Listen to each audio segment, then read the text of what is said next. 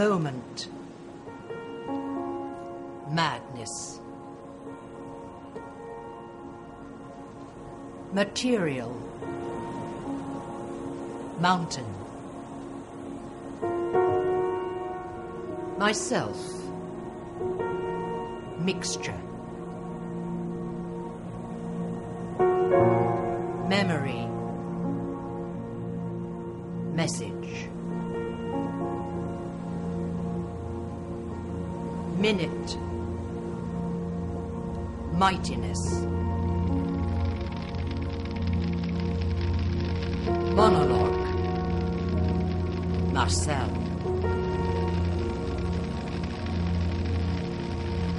mind, microcosmos, movement, mechanism,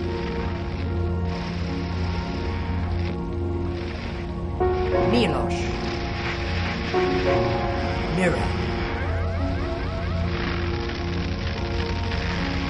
morphology,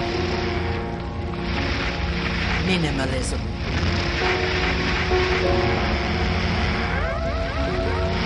myth, montage,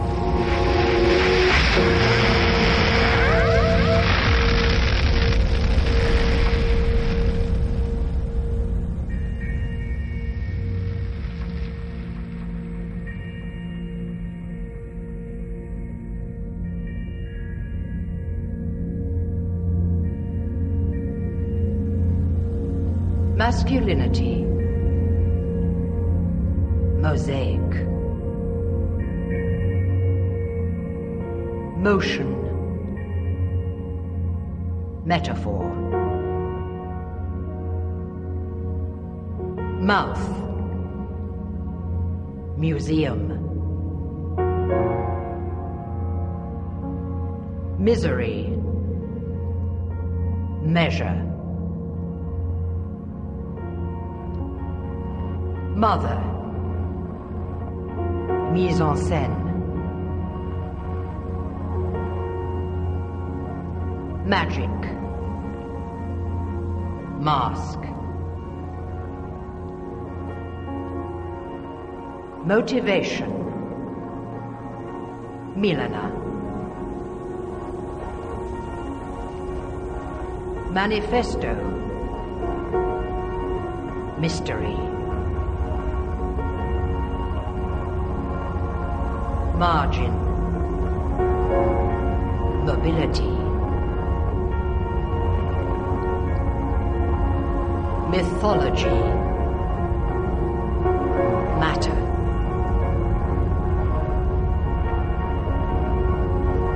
mission, motive, monotony, mistake,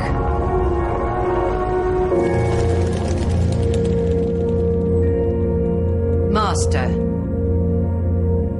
magnifier, mantra, M,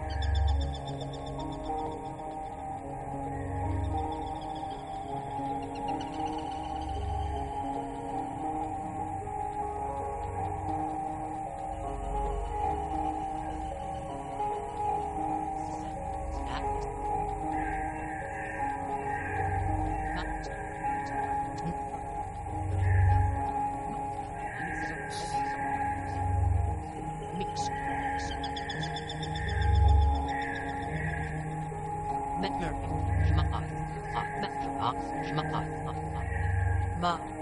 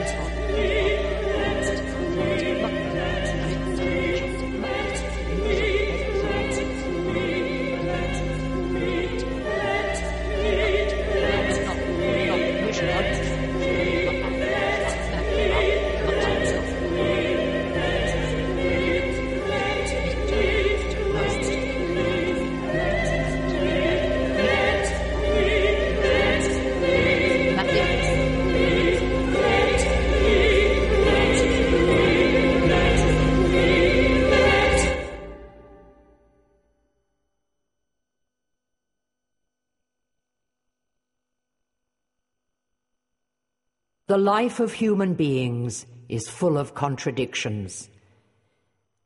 What a contradiction, to seek in reality pictures of memories. Calling an image to mind is just regretting a certain moment. The reality I once knew no longer existed.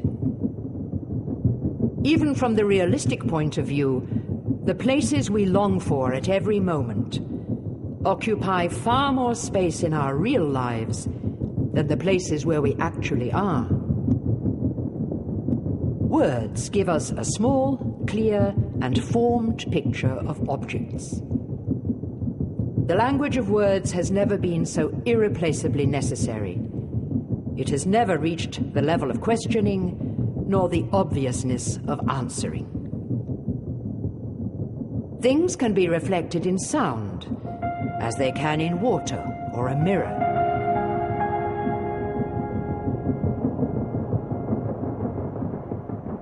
Our remembrance does not show memories in chronological order, but as a kind of reflection in which the parts are all mixed up. The life of human beings is full of contradictions. Most of our possibilities lie dormant because we rely on habit that tells us what it is right to do. So the possibilities are superfluous. We usually live in such a way that our being is reduced to a minimum, the longing to possess a whole landscape of memories. However much is within our recall, there is far more in our oblivion. It is likely that what is missing the first time is not understanding, but memory. The forms of human life are so diverse, so contradictory. Thought, associations, memories, they go on. But perhaps other worlds exist, more real than the world of reality. What is more poetic than Xerxes, son of Darius, when he orders the sea to be whipped for swallowing up his ships?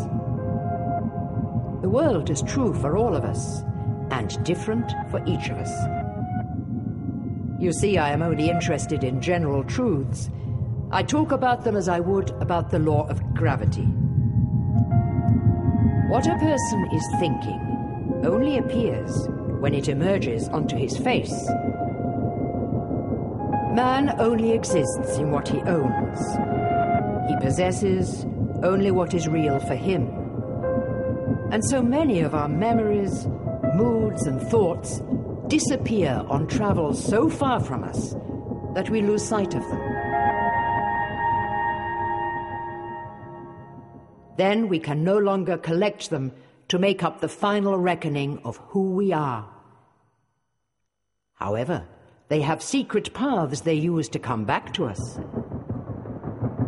Although our memories belong to us, they are ours as a house is, with little hidden doors, of which we are often unaware, so it takes a neighbor to open them.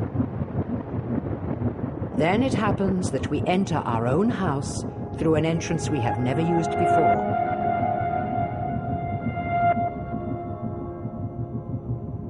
Man is a creature who cannot move outside himself, who only knows others within himself. And if he says the opposite, he is lying. We exist alone.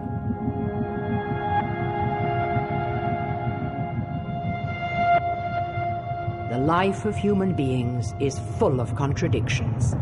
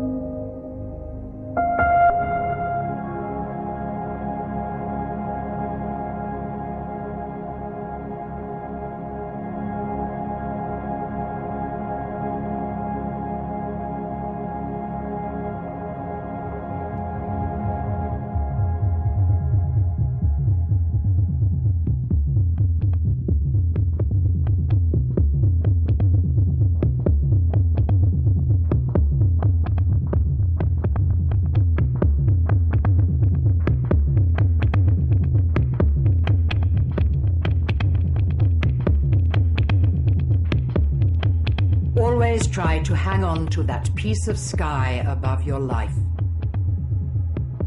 For although I have the feeling that we are always surrounded by our own soul, this does not mean it is a motionless prison. We strive to rediscover in the things that have become precious to us that bright flash of light in our souls that covered them.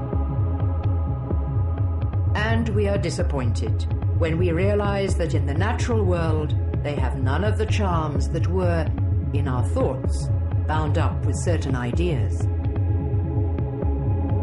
It should be noted that the nature we show in another part of our life is not always, although often is, our true nature, developed or desiccated, strengthened or weakened. Sometimes it is a quite different nature, like a coat turned inside out. I suddenly stopped, unable to move a step, as sometimes happens when something not only catches our attention, but demands deeper study and occupies our entire being. Always try to hang on to that piece of sky above your life. It is not enough just to look on. I think that too many people today spend their time gazing at their navel as if it were the center of the world. At every moment, we should choose between health and reason on the one hand and intellectual delights on the other. Man creates himself by degrees. A person always forgets half of what he wants to say and repeats the simplest things over and over again. We should agree to make sacrifices, however painful, for what is dearest to our heart. How little a man knows what is in his heart. We want to be understood because we want to be loved, and we want to be loved because we ourselves love. As a reward for what we desire in our imagination, and what we try so hard and fruitlessly to discover, life sometimes gives us something we never even dreamed of. Like the future, the past cannot be experienced all at once, but bit by bit. The world was not created at one fell swoop. It takes place of necessity every day. Reality, even if it is inevitable, is not entirely predictable. At every moment we try to shape our life, but we do so, albeit against our will, by copying the features of the person we are, and not the person it would be pleasing to be. We would gladly devote our time to a human plant if we were sure that this was worth the trouble. There you have it in a nutshell. You must know yourself at least a little. Are you worth the trouble or not? For only we can breathe life into things through believing in them, give them a soul which they then cherish and develop in us. It was only a reflection of my own thoughts. Always try to hang on to that piece of sky above your life.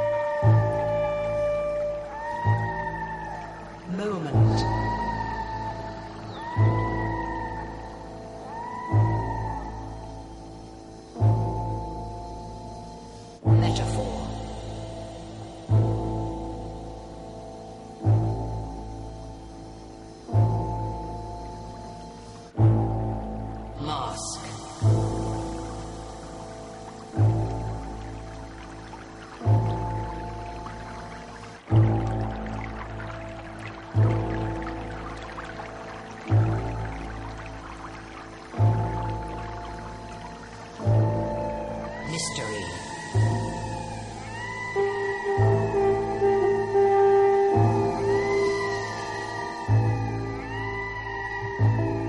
Mobility.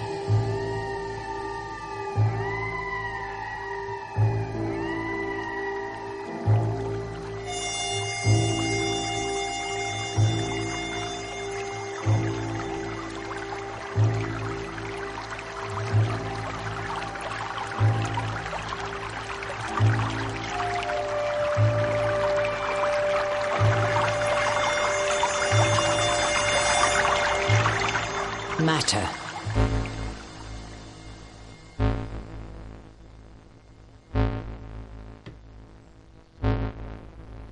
Motive.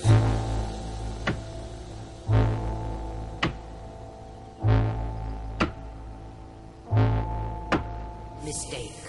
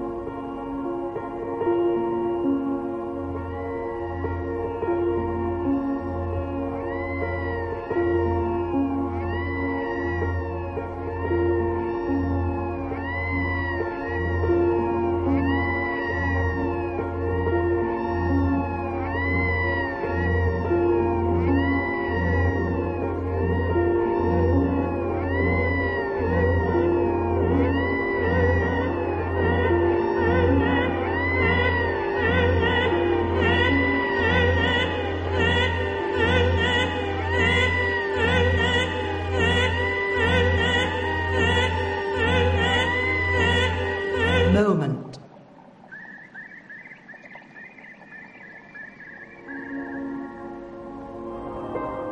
Material.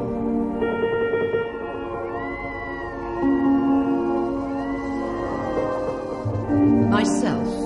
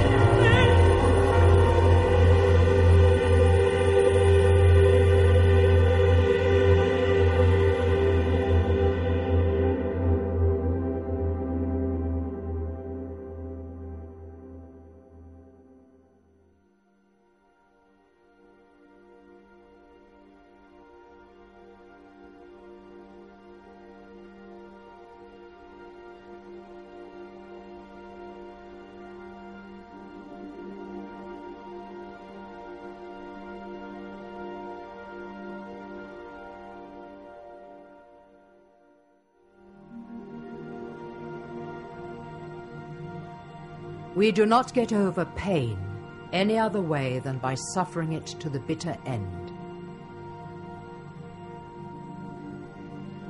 The only healthy thing for the body is happiness, while pain releases the forces of the spirit. As long as our life shall last, it is only when we suffer that our thoughts, forever in turmoil and tossed about by changes in direction as in a storm, are raised to a level where we can see all of that huge space ruled by its own laws, which we would not otherwise see, standing by a poorly set window, because happiness offers us only a monotonous view, aimed too low.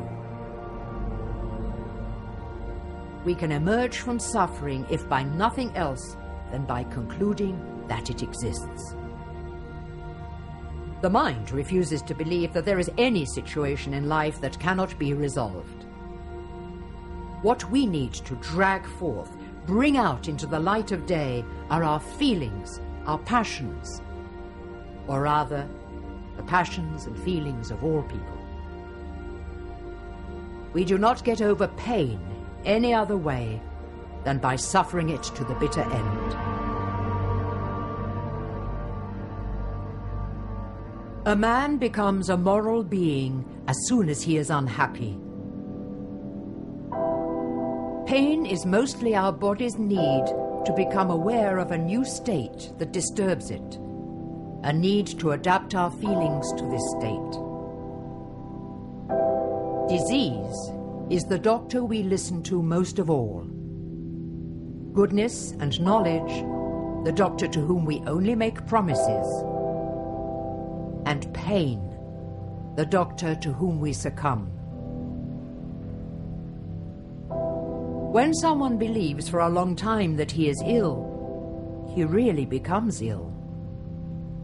Life knows how to punish a person. Perhaps each night in our dreams we accept exposure to suffering that we consider to be worthless and unreal because we experience it in our dreams, or we believe dreams to be unconscious. Often it is only a lack of creative spirit that stops us delving deeper into suffering. Yet the most horrific reality offers us not only suffering, but the joy of wonderful discovery, because it simply presents a new clear form of something we have always wanted without knowing it. Among the personalities of which we are composed, the most visible are not the most important. It is better not to know anything, to think as little as possible, and not to give jealousy the slightest importance. Unfortunately, in the absence of an external life, accidents are caused by the life within us. The things we most often mention in fun are those that are, on the contrary, painful. But we do not wish it to be seen that they give us pain. Maybe hoping that the person we are talking to, seeing how we joke, will believe that none of this is true. Man remembers truth, because truth has a name and ancient roots, whereas a lie is invented on the spur of the moment and soon forgotten. A man does not always readily accept the tears he has caused to flow.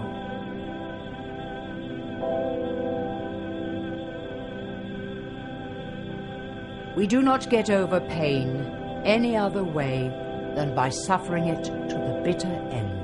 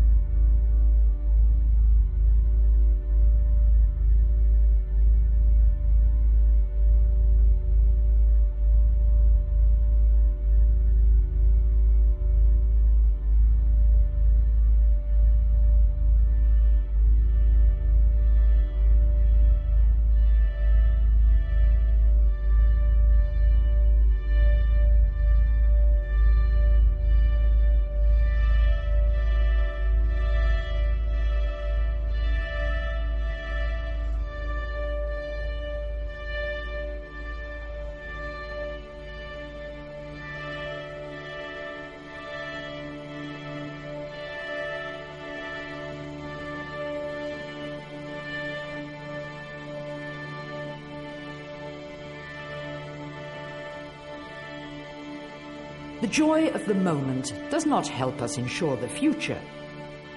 This is done by wise reasoning from the past.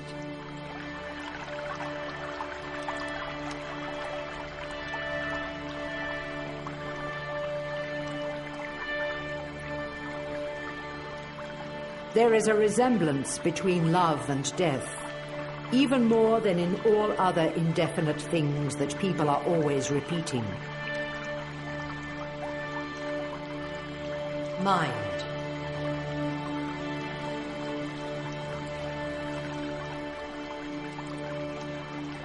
What draws people together is not shared convictions, but a spiritual bond. Measure. Measure. Measure. I felt the desire for life that is always reborn in us whenever we become aware again of beauty and happiness. Mind. Mind. Measure. For desire makes us more beautiful. We go forward with more confidence when we know that the reality outside us creates desire, even if it remains beyond our reach.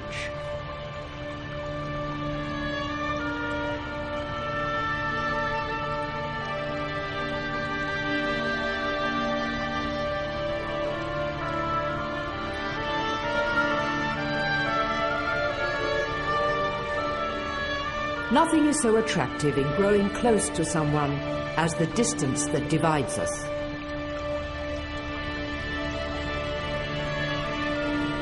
There is a resemblance between love and death. But when nothing remains from some distant past, after the death of its living beings, the destruction of things, only the fragile but more durable, non-material, lasting, more faithful senses of smell and taste remain for a long time.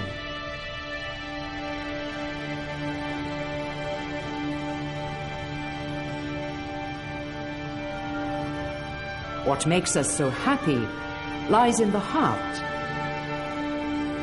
What draws people together, something we somehow manage to preserve forever, and which we later fail to notice, until something happens to disturb it. I felt the desire for life, for neither sorrow nor desire tries to analyze itself. It simply satisfies itself. Mind. Measure. We say what we feel the need to say. What makes us so happy lies in the heart.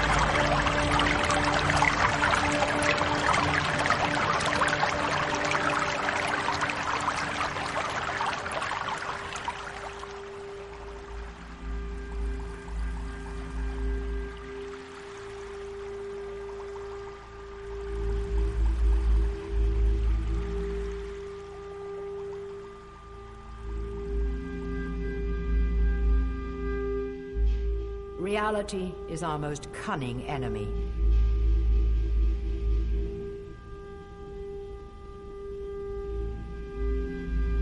It strikes at that point in our hearts where we least expect it, and where we have provided no defense.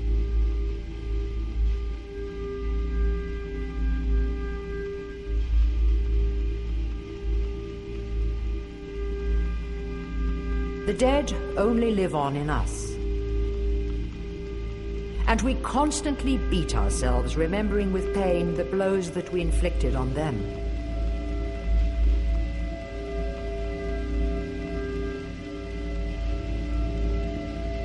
I heard myself weeping.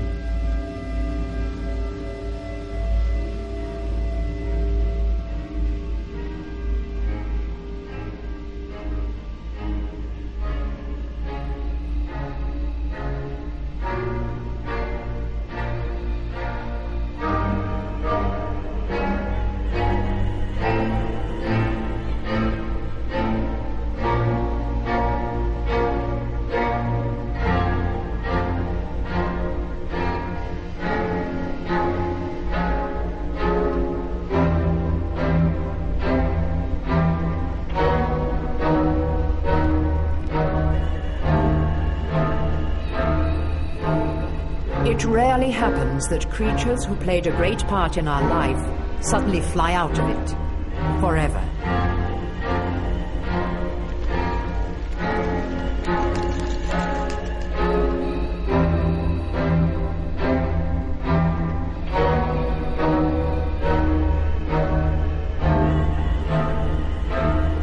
They come back, and sometimes land, making people believe that love is starting again, before leaving us forever.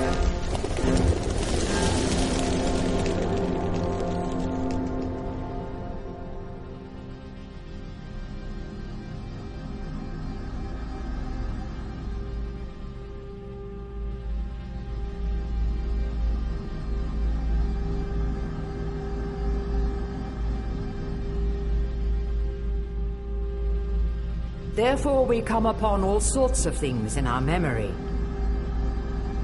It's like a pharmacy, a chemical laboratory, where our hand accidentally alights on a soothing drug here or a dangerous poison there.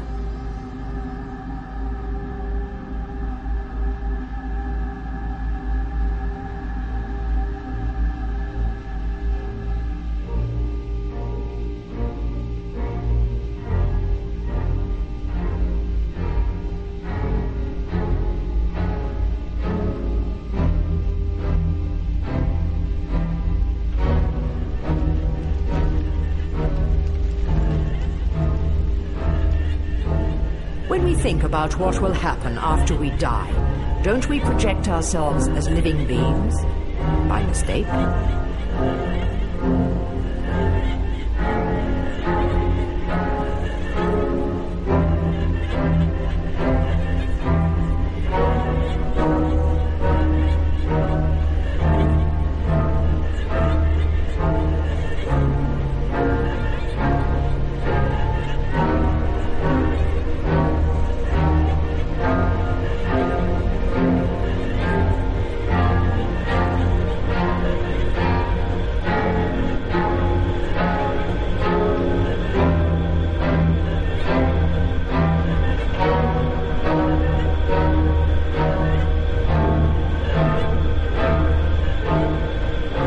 When we realize that suffering is the best thing we can encounter in life, we shall view death without terror.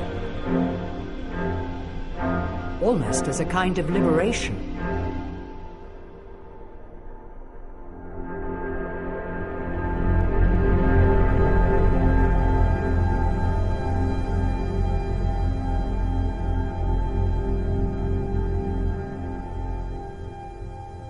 For however close these 2 hours are, the hour of truth always tolls before the hour of death.